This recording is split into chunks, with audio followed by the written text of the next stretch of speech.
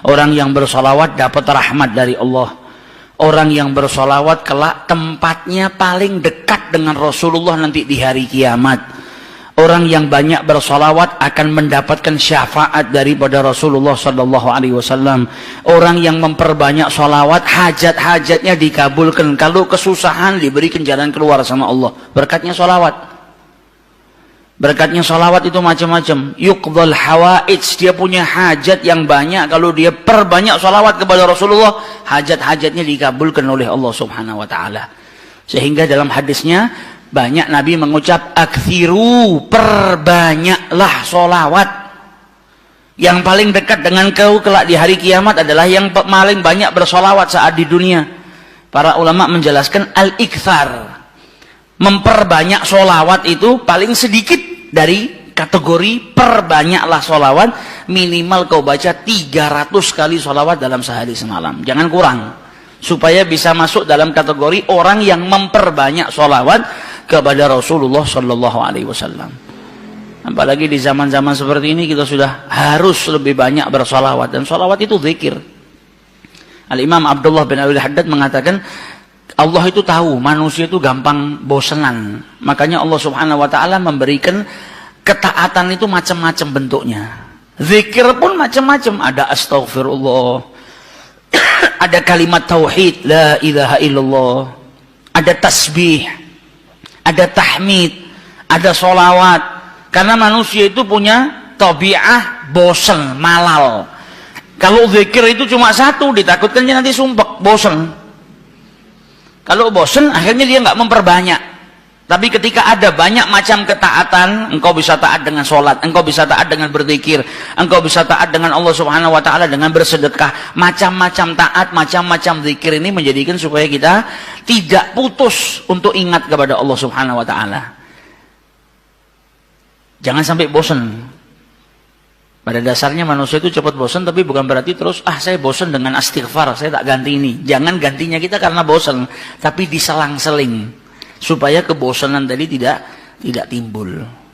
Nah, salah satu yang harus kita perbanyak nanti di bulan Rabiul Awal, bahkan di hari-hari lainnya kalau bisa, yaitu sholawat kepada Rasulullah Sallallahu Alaihi Wasallam. Khususnya di zaman fitnah seperti ini, kita butuh banyak sholawat supaya dapat rahmat dari Allah Subhanahu Wa Taala, supaya kita diberi keselamatan oleh Allah Subhanahu Wa Taala, dan manfaatnya sholawat banyak sekali.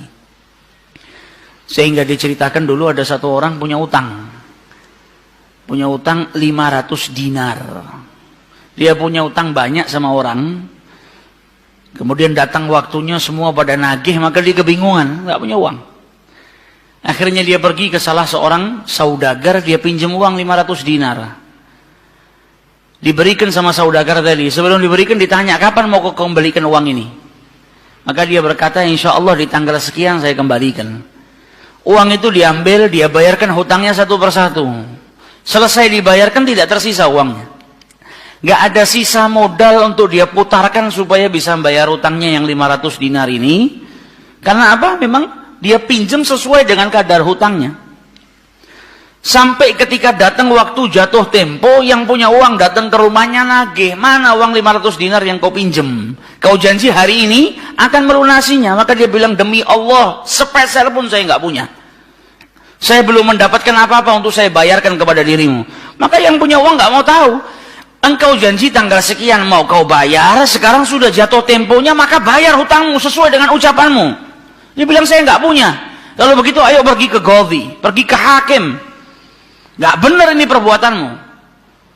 Maka yang ngutang tadi dibawa sama yang punya uang ke hakim.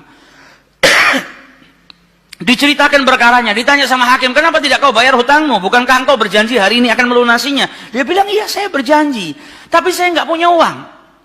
Saya bukan pengkhianat, bukan orang yang mau berdusta. Kalau berdusta saya akan bilang saya nggak punya uang. Nggak ada perjanjian di sini, nggak ada bukti. Tapi saya ngaku kalau saya punya utang dan hari ini saya nggak punya uang untuk saya bayarkan. Maka Qadhi berkata, apa? Kalau begitu kau melanggar janjimu, maka engkau harus dihukum, engkau harus dipenjara.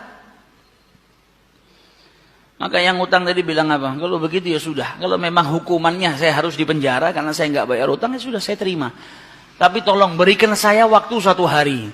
Saya mau kembali ke rumah saya mau izin dengan istri dan anak-anak saya, besok saya akan kembali ke sini lagi dan masukkan saya ke dalam penjara. Maka sang hakim berkata apa? Bagaimana mungkin saya bisa percaya dengan dirimu? Siapa yang menjamin dirimu? Kalau ada yang menjamin kau bakal kembali ke sini, maka saya lepaskan. Dia bilang, ya Ghadhi, kalau saya niat lari sudah dari kemarin-kemarin saya lari. Kalau saya niat lari saya nggak datang ke sini, maka percayalah saya akan kembali di esok hari. Maka kata Ghadhi, jaminannya apa? Akhirnya lelaki tadi bilang apa? Jaminannya yang menjamin saya adalah Rasulullah Shallallahu Alaihi Wasallam. Maka sang hakim bingung. Maksudmu yang menjamin Rasulullah ini bagaimana? Dibilang, ya hakim, kalau saya besok nggak kembali ke tempat ini, saya bersedia ditolak menjadi umatnya Nabi besar Muhammad Shallallahu Alaihi Wasallam. Ini tidak main-main sumpahnya. Dan ini bukan sembarang orang, memang orang yang soleh. Dia bilang, berikan saya waktu sebentar, saya kembali kepada keluarga saya pamit dengan istri saya, besok saya kembali.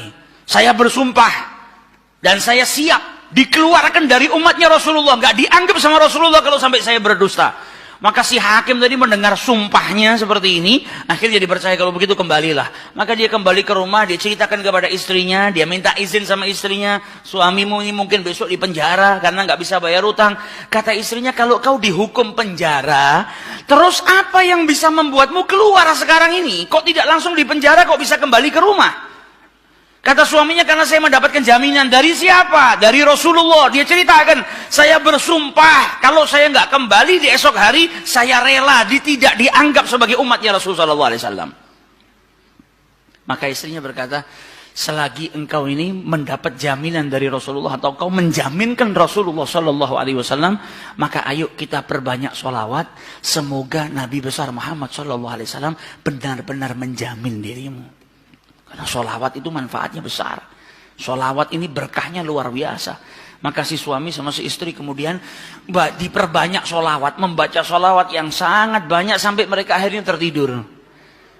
Yang laki yang punya utang tadi ketika tidur mimpi berjumpa dengan Rasulullah Sallallahu Alaihi Wasallam, dan Nabi dalam hadisnya telah bersabda, man ra'ani fakat ra'ani haqqa. Siapa yang mimpi berjumpa dengan diriku, maka sesungguhnya itu aku. Karena syaitan gak bisa menyerupai Nabi besar Muhammad SAW. Dan orang yang dalam hatinya ada mahabbah, orang yang rindu, orang yang membersihkan dirinya, orang yang memang benar-benar ingin berjumpa dengan Rasulullah SAW, akan diperjumpakan oleh Allah Subhanahu Wa Taala dalam mimpinya, ataupun dalam keadaan yaqdzatan. Karena Nabi pun menjelaskan ada orang-orang yang bisa melihat Rasulullah SAW dalam keadaan sadar. Sebagaimana dulu diriwayatkan ada seorang santri kepingin ketemu sama Rasulullah, pingin mimpi. Tanya sama gurunya, sama kiainya, ajarkan kepadaku caranya mimpi ketemu Rasulullah itu bagaimana. Kata kiainya, apa? Gampang. Nanti malam kau makan ikan asin yang banyak, setelah makan jangan minum, kau tidur. Maka dia bingung, apa hubungannya ikan asin dengan mimpi ketemu Rasulullah? Praktekkan. Ini kiai mau mendidik santrinya yang betul-betul kepingin berjumpa dengan Rasulullah, pingin mimpi dengan Rasul Sallallahu Alaihi Wasallam. Maka malam hari datang, dia makan ikan satu piring, setelah itu nggak minum, tidur. Bangun tidur, dia pergi ke gurunya, marah, mana saya nggak ngimpi ketemu Rasulullah. Kata gurunya, apa yang kau impikan?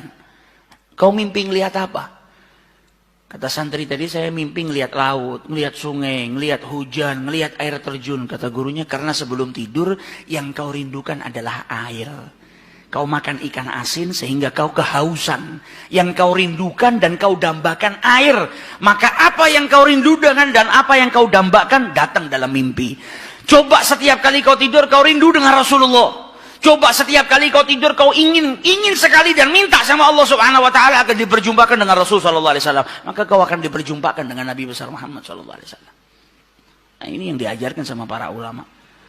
Ini yang punya utang dari mimpi ketemu Rasulullah Sallallahu Alaihi Wasallam.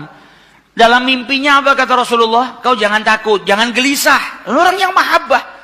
Baca sholawatnya bukan sekedar baca, tapi baca dari lubuk hatinya, baca dengan penuh kecintaan. Mimpi berjumpa dengan Rasulullah dan berkahnya sholawat tadi bisa menyelamatkan orang. Hajat-hajatnya bisa dikabulkan, dapat pertolongan dari Allah Subhanahu Wa Taala. Maka dalam mimpinya Rasulullah bilang apa? Besok pagi kau pergi, idhab ilal wali. Pergi ke gubernur di tempatmu itu, bilang sama gubernur tadi, Rasulullah mengucapkan salam kepadamu. Dan sampaikan kepada si gubernur, kalau setiap hari dia bersolawat kepada Rasulullah sebanyak 1000 kali, itu solawatnya sampai kepada Nabi Muhammad. Dan sampaikan kepada si gubernur, tadi malam dia itu kebingungan, baca solawat sudah 1000 atau belum. Ada salah dalam menghitung, sehingga dia itu gelisah, saya sudah 1000 atau belum. Maka sampaikan kepada gubernur itu, bahwasanya solawatnya sudah sampai 1000, jadi dia nggak perlu gelisah. Bangun dari tidur, dia mau kembali ke Ghazi, tapi sebelumnya dia pergi ke wali. Pergi ke gubernur tadi. Sampai di rumahnya gubernur, dia sampaikan, wahai wali, wahai gubernur, Rasulullah menitipkan salam kepadamu. Kaget dia. Orang yang selama ini dia solawati, gubernur ini gubernur yang cinta kepada Rasul Sallallahu Alaihi Wasallam. Tiba-tiba ada orang yang datang, bawakan salam dari Rasul Sallallahu Alaihi Wasallam. Nabi Muhammad berkata kepadamu, wahai gubernur, solawatmu yang kau baca 1000 kali setiap hari sampai kepada Rasulullah. Dan tadi malam ketika engkau kebingungan solawatmu itu sudah 1000 atau belum, ternyata sudah 1000. Nabi ngabarkan kau jangan takut, jangan gelisah, karena solawatmu seperti biasa, istiqomah kau baca, jumlahnya sudah 1000. Dan Nabi Muhammad minta engkau bantu diri saya untuk melunasi hutang. Maka saking gembiranya dapat salam dari Rasulullah, dapat kabar kalau solawatnya yang selama ini dia baca sampai kepada Rasul Sallallahu Alaihi Wasallam. Ditanya utangmu berapa? 500 dinar. Diambilkan 500 dinar dari Baitul Mal. Setelah itu diambilkan lagi 2.500 dinar dari uang pribadinya. Ini hadiah buat dirimu karena kau datang bawa kabar gembira kepadaku, yaitu Rasulullah Sallallahu Alaihi Wasallam mengucapkan salam kepadaku. Mahabbah.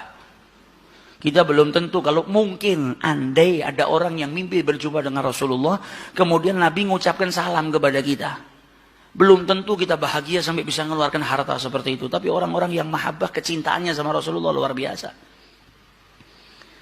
Maka dia pulang dari rumahnya si gubernur tadi bawa uang 3.000 dinar.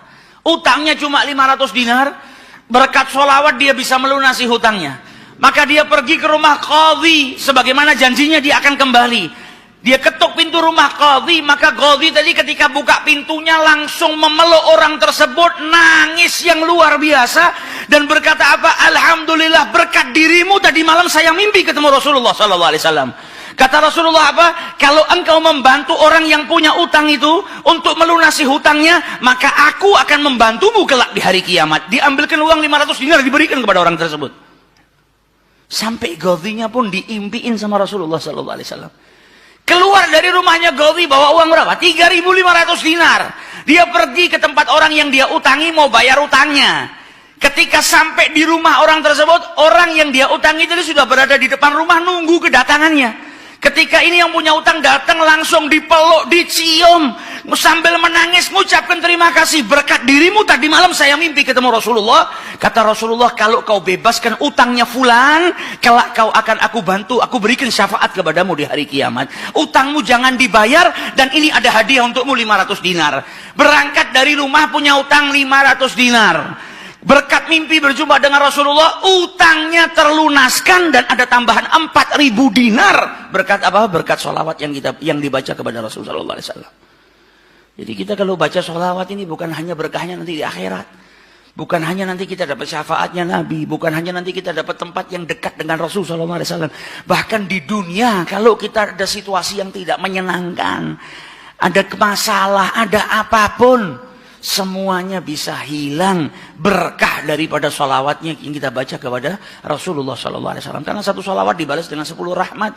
Satu rahmatnya Allah, kita punya masalah sebesar apapun bisa hilang kalau kita mendapatkan satu rahmat dari Allah Subhanahu Wa Taala. Sedangkan orang yang bersalawat kepada Rasulullah Sallallahu Alaihi Wasallam, maka dia mendapatkan 10 rahmat daripada Allah Subhanahu Wa Taala. Maka dari itu datang bulan Rabiul Awal, ayo kita perbanyak sholawat kepada Rasulullah Sallallahu Alaihi Wasallam. Kita niatkan supaya berkahnya itu bukan hanya buat diri kita, tapi buat seluruh umat Islam. Khususnya saudara-saudara kita yang saat ini di negara kita dipecah belah. Setiap hari kita dengar isu, dengar sesuatu yang semakin menjadikan umat Islam itu terpecah belah.